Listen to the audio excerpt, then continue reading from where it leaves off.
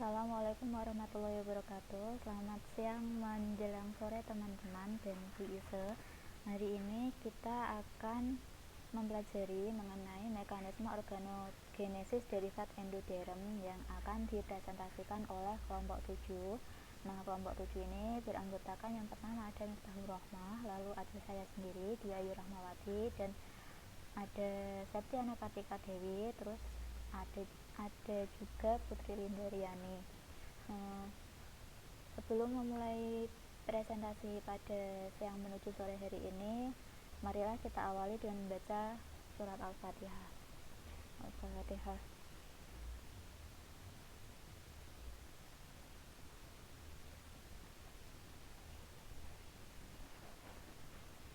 Kita mulai saja mengenai derivat endoderm atau turunan endoderm. Nah, derivat endoderm atau organ-organ turunan endoderm ini ada saluran pencernaan makanan dan kelenjar-kelenjarnya, paru-paru dan saluran pernafasan, terus nanti ada juga hati yang akan membentukan hati yang akan dijelaskan, dan pembentukan hati itu juga termasuk derivat dari endoderm. Yang pertama, pembentukan saluran pencernaan makanan. Pembentukan saluran pencernaan makanan ini diawali dengan terbentuknya alkenteron atau rongga dari pelekukan lapisan luar blastula yang nantinya rongga ini akan menjadi saluran pencernaan makanan. Ini merupakan alkenteron. Rongga ini nanti itu akan menjadi saluran pencernaan. Lalu saluran pencernaan makanan ini dibagi menjadi 3 wilayah usus. Yang pertama ada usus depan atau foregut yang nantinya akan menjadi faring, esofagus, lambung, dan duodenum anterior. Lalu yang kedua ada usus tengah atau midgut yang nantinya akan menjadi duodenum posterior dan sebagian kolon, dan yang ketiga ada usus belakang atau hindgut yang nanti akan menjadi kolon dan rektum. Ini yang bagian depan itu merupakan foregut, lalu yang bagian tengah merupakan midgut, dan yang bagian belakang merupakan hindgut. Pembentukan mulut dan anus. Nah, mulut itu terdapat di ujung anterior usus depan atau foregut. Lubang mulut ini terbentuk dari pertemuan stomatium dengan endoderm faring yang akhirnya pecah. Itulah mengapa lubang mulut ini merupakan epitelnya itu merupakan ektoderm. Lalu pada bagian posterior atau pada bagian belakang, bagian hindgut tadi, nah itu terjadi pelekukan ke dalam atau invaginasi yang bersatu dengan usus primitif, terus akhirnya menjadi anus. Terus epitel rongga anus atau kloaka itu sama, merupakan ektoderm yang berasal dari ektoderm proctodeum. Kalau mulut tadi kan berasal dari stomatium, kalau anus dari proctodeum. Jadi mulut dan anus itu keduanya merupakan kolaborasi antara ektoderm dengan endoderm. Lalu yang kedua ada perkembangan esofagus. Perkembangan esofagus ini dimulai ketika embrio berumur kurang lebih 4 minggu. Jadi pada umur kurang lebih 4 minggu itu muncul tunas atau diverticulum yang yang tunas di bagian depan usus depan ini atau foregut itu dinamakan diverticulum tracheobronchiale yang nantinya akan berangsur-angsur memisah dari usus depan tadi, itu dipisahkan oleh yang namanya septum esophagotracheale. Terus nanti hasilnya usus depan ini akan terbagi menjadi 2, yang bagian belakang itu menjadi esofagus, terus yang depan itu nantinya akan menjadi bakal paru-paru. Ini nanti akan menjadi bakal paru-paru dan ini esofagus. Pada awalnya esofagus itu kan pendek, terus nanti ini bakal paru-paru ini juga kan masih di atas, belum turun ke bawah. Terus nanti semakin bertambahnya itu usia embrio, ini kan tunas paru-parunya ini turun. Turunnya ini menyebabkan esofagus juga ikut memanjang. Terus selanjutnya ada perkembangan lambung. Nah, perkembangan lambung ini dimulai pada minggu keempat.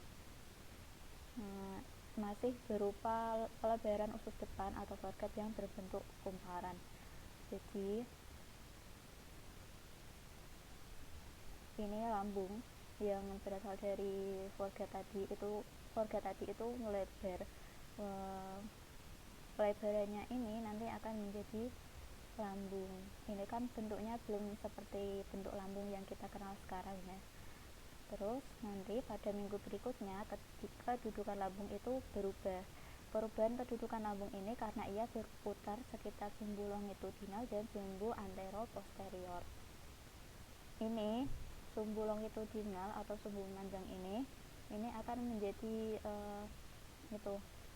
poros perputaran lambung yang ini ya, berputar 90 derajat searah jarum jam.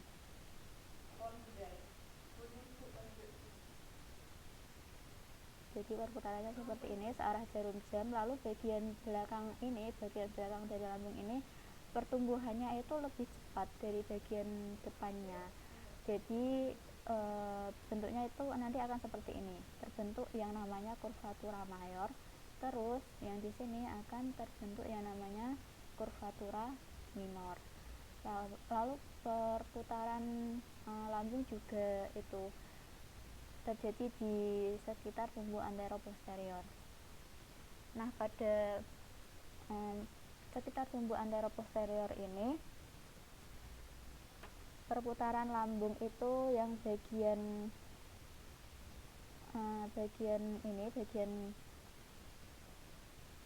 kardiak itu akan berputar dari ke kiri dan ke bawah. Perputarannya ini seret gini.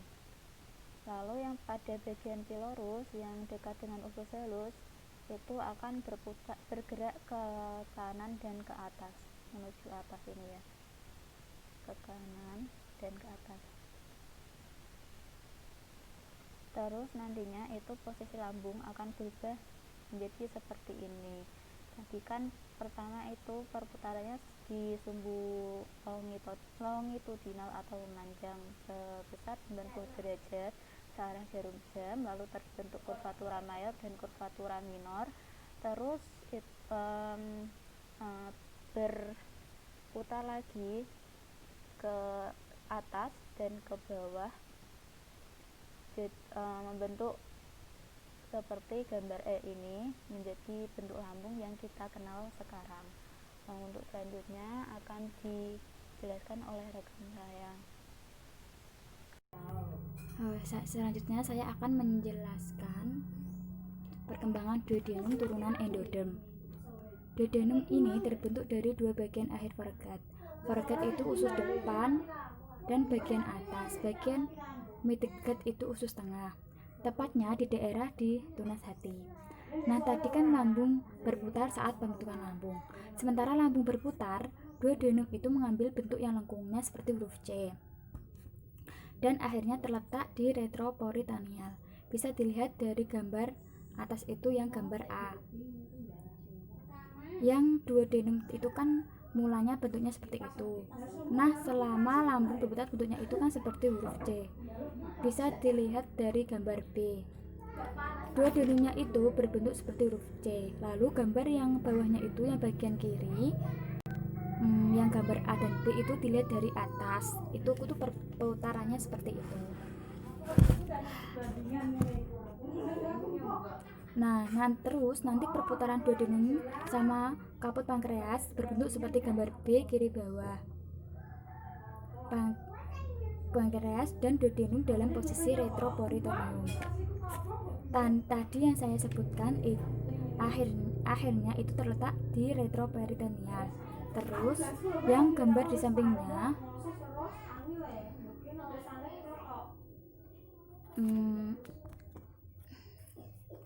yang pojok bawah bagian kanan itu dilihat dari samping, perputarannya itu seperti itu. Yang mulanya bagian mesenterium colon transversum sama bagian atasnya itu kan awalnya terpisah. Terus waktu perputaran itu pada akhirnya menyatu menjadi satu. Selanjutnya yaitu perkembangan pankreas. Pankreas ini dibentuk oleh tunas pankreas dorsal dan ventral dari epitel endoderm duodenum. Bisa dilihat itu tunas pankreas ventral yang gambar A warna biru. Terus yang tunas pankreas dorsal itu yang gambar B. Ventral itu yang di depan, sedangkan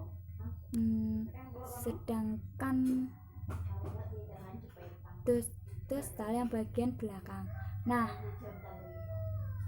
ketika duodenum berputar ke kanan berbentuk C, nah tunas pankreas ventral ini ikut bergeser ke kiri dorsal atau sisi belakang. Terus akhirnya tunas pankreas ventral yang depan tadi berada tepat di bawah dan di belakang tunas pankreas dorsal.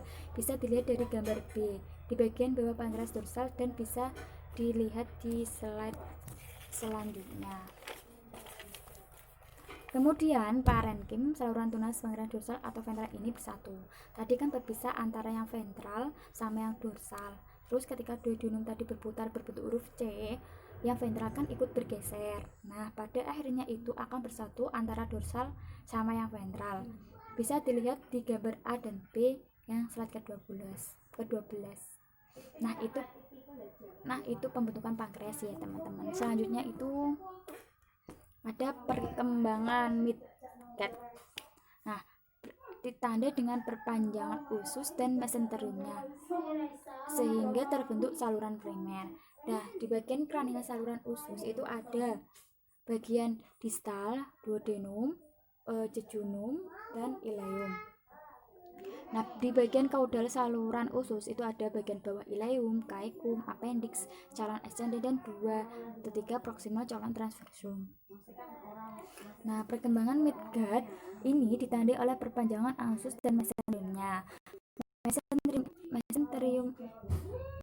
Mesenterium itu menghubungkan usus dengan dinding perut bagian dalam. Akhir dari perpanjangan usus dan mesenteriumnya ini akan terbentuk saluran usus primer. Bagian kranial usus ini akan membentuk yang pertama bagian distal duodenum, jejunum, dan ileum, dan itu hanya sebagian. Lalu bagian kaudal saluran usus ini yang kedua akan membentuk bagian bawah ileum, caecum, appendix, dan colon ascendens serta 2/3 proximal colon transversum. Nah, bersamaan dengan pertumbuhan memanjangnya, saluran usus sederhana akan berputar di sekitar poros yang dibentuk oleh arteria mesenteria superior yang warnanya merah itu ya, teman-teman. Nah, yang itu akan menjadi poros perputaran usus. Perputaran ini terjadi sebesar 270 derajat, tapi tidak sekaligus, tetapi dibagi menjadi dua sesi. Yang pertama yaitu 90 derajat, yang kedua yaitu 180 derajat. Nah, saat 90 derajat selama herniasi bisa dilihat di slide selanjutnya yang gambar A. Hasil perputarannya itu 90 derajat. Lalu 180 selama saluran usus kembali di rongga perut. Itu hasil akhirnya yang digambar B yang slide ke-16. Terus perputaran ini berlawanan dengan arah jarum jam. Usus besar ini akan bertambah panjang, sedangkan jejunum dan ileum ini selain bertambah panjang juga akan membentuk saluran-saluran lingkar selama perputaran. Di sini bisa kita lihat di slide ke-16 gambar B itu merupakan hasil pembentukan saluran oleh jejunum dan ileum selama perputaran, di samping gambar itu juga. Nah, ini ada link pembentukan saluran pencernaan ya di kalau teman-teman. Oke, selanjutnya yaitu pembentukan organ pernafasan. Masih ingat ya penjelasan mengenai esofagus? Esofagus tadi kan terbagi menjadi dua tabung. Foregut terbagi atas primordium atau tunas pernafasan. Di bagian ventral dan esofagus itu kantong kerongkongan. Di bagian dorsalnya, di bagian belakangnya. untuk interaksi epitel mesenkim berakibat pada morfogenesis percabangan dan perkembangan paru membentuk dua kuncup baru. Itu nanti setelah pembentukan kuncup baru itu masih ada perkembangan lagi ya. Oke, selanjutnya faring yang terdapat tunas paru-paru. Tunas paru-paru tersebut akan bercabang membentuk dua cabang. Tiap percabangan ini akan membentuk 3 bronkus di cabang kanan utama dan 2 bronkus di cabang yang bagian kiri. Kemudian berdiferensi epitel pernafasan menjadi sel paru-paru. Setelah itu akan membentuk alveolus matang. Alveolus yang matang akan berkarakteristik terhubung ke ductus alveolar, dibatasi oleh satu sel tipe yang kotak dengan kapiler. Setiap kapiler terdapat 2 alveoli yang mengandung surfaktan. Surfaktan sendiri yaitu senyawa kimia yang bersifat amfifilik. Oke, kalau di minggu ke-5 itu kan pembentukan 2 kuncup paru. Pada minggu ke-6 bisa dilihat di PPT itu akan terbentuk bronkus tersier baik di paru-paru kanan maupun di paru-paru kiri. Untuk minggu ke-9 ini sudah cukup sempurna. Pada pembentukan atau perkembangan di minggu ke-9 ini paru-paru telah terbentuk dengan 3 lobus di paru-paru kanan dan 2 lobus di paru-paru kiri. Walaupun sudah sempurna ini, untuk perkembangan paru-paru akan berkembang lagi walaupun setelah bayi itu lahir. Pembentukan atau perkembangan paru-paru itu tidak hanya terjadi pada saat bayi di dalam kandungan saja, tetapi juga akan berkembang alveolusnya setelah bayi itu lahir. Oke, di sini saya akan menjelaskan mengenai tentang stadium perkembangan paru. Ini terbagi menjadi periode, stadium, umur, pasca konsepsi sama karakteristik. Selanjutnya yaitu proses pembentukan hati. Diawali dengan primordium hati yang muncul di pertengahan minggu ketiga sebagai hasil dari epitel endodermal di ujung distal foregut.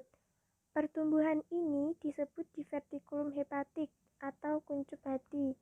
Terdiri dari sel-sel yang berkembang biak dengan cepat yang menembus septum transversum. Septum transversum sendiri merupakan pelat mesodermal antara rongga perikardial dan tangkai kantung York. Jadi, hati akan memenuhi septum transversum.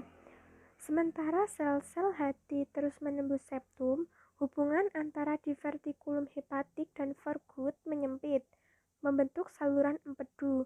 Pertumbuhan ventral kecil dibentuk oleh saluran empedu, dan hasil ini menimbulkan kantung empedu dan saluran kistik.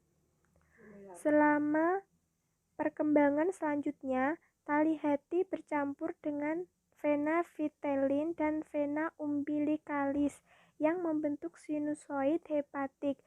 Tali hati berdiferensiasi menjadi parenkim atau sel hati yang membentuk lapisan saluran empedu. Ketika sel-sel hati telah menginvasi seluruh septum transversum, organ akan menonjol ke arah rongga perut. Di wilayah ini, hati tetap berhubungan dengan sisa transversum septum asli. Bagian septum ini yang terdiri dari mesoderm padat akan membentuk tendon sentral diafragma. Sekian presentasi dari kelompok kami, kurang lebihnya mohon maaf. Wassalamualaikum warahmatullahi wabarakatuh.